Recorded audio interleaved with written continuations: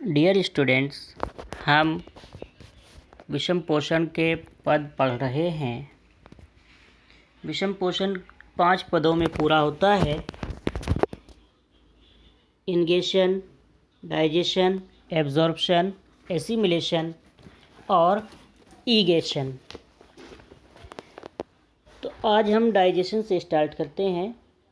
Digestion किसी भी पदार्थ के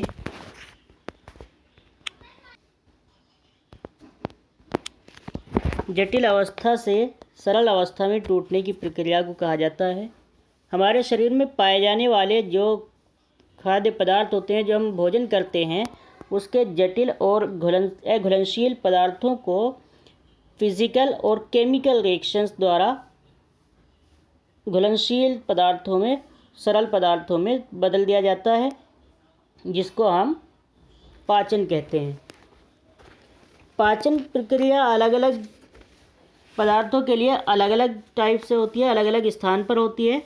जैसे कार्बोहाइड्रेट का पाचन हमारे मुख से ही स्टार्ट हो जाता है। यहाँ पे टाइलिन एंजाइम काम करता है और टाइलिन एंजाइम कार्बोहाइड्रेट को, जो स्टार्च के रूप में होता है, छोटे कार्बोहाइड्रेट में तोड़ देता है, जैसे माल्टोज और सुक्रोज। इनमें टाइलिन एंजाइम द्वारा स्टार्च को तोड़ दिया जाता है, डिकम्पोज कर दिया जाता है। इसके बाद जो बचा हुआ स्टार्च होता है वो अग्नाशिक रस के साथ एमाइलेज एंजाइम द्वारा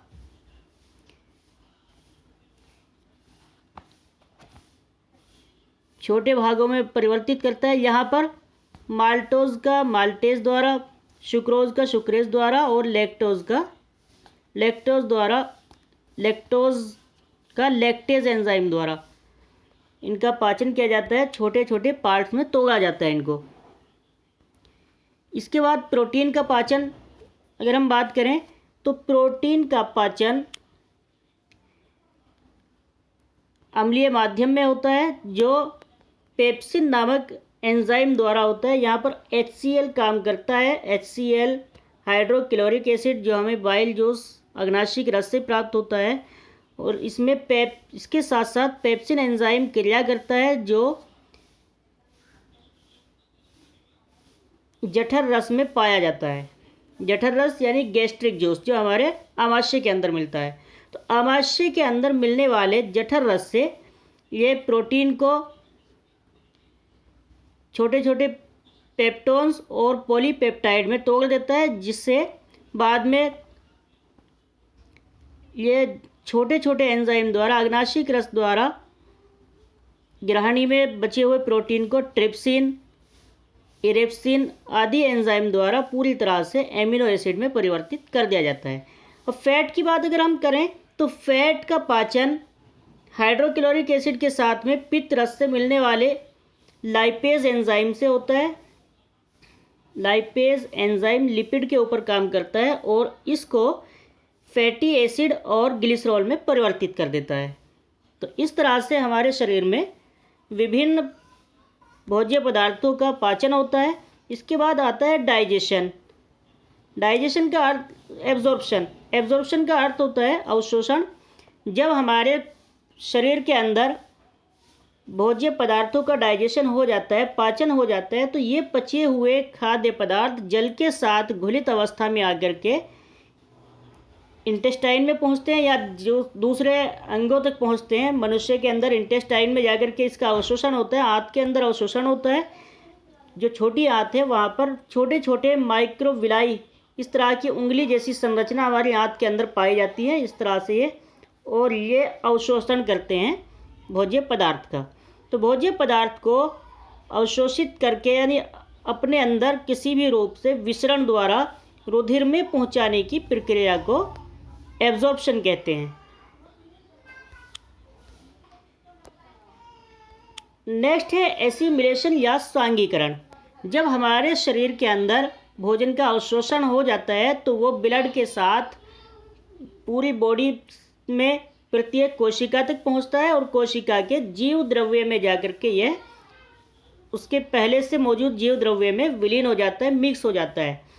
तो कोशिका में पाचन में छोटे छोटे सरल पदार्थों में टूटे हुए भोज्य पदार्थों को अवशोषण के बाद कार्बोहाइड्रेट तथा दूसरे पोषक पदार्थों को प्रोटोप्लाज्म में विलीन होने की प्रक्रिया को, अर्थात उसमें मिक्स हो जाने की प्रक्रिया को हम एसिमिलेशन या स्वांगीकरण कहते हैं। स्वांगीकरण की प्रक्रिया में प्रोटोप्लाज्म में वृद्धि होती है। प्रोटोप्लाज्म में वृद्धि होने के कारण जैसे जैसे प्रोटोप्लाज्म बढ़ेगा ऐसे ही सेल का भी साइज बढ़ता है, और सेल साइज बढ़ने के बाद जब सेल में प्रोटोप्लाज्म ज़्यादा होगा तो ये सेल डिवीज़न भी करेगी, जिसकी वजह से हमारे शरीर में लगातार वृद्धि होती है। तो एसिमिलेशन की प्रक्रिया से हमारे शरीर में कोशिकाओं में वृद्धि होती है, विभिन्न कार्यों के लिए ऊर्जा प्राप्त होती है। तो अगर हम शॉर्ट में कहें तो ये कह सकते हैं कि पचे हुए भोज्य पदार्थों से ऊर्जा प्राप्त करने की प्रक्रिया को हम एसिमिलेशन कहते हैं या अवशोषण कहते हैं। तो ये एसिमिलेशन पाचित पदार्थों से ऊर्जा प्राप्त करना है। नेक्स्ट ईगेशन, ईजेस्ट करना, बहिक्षेपण, बाहर निकाल देना।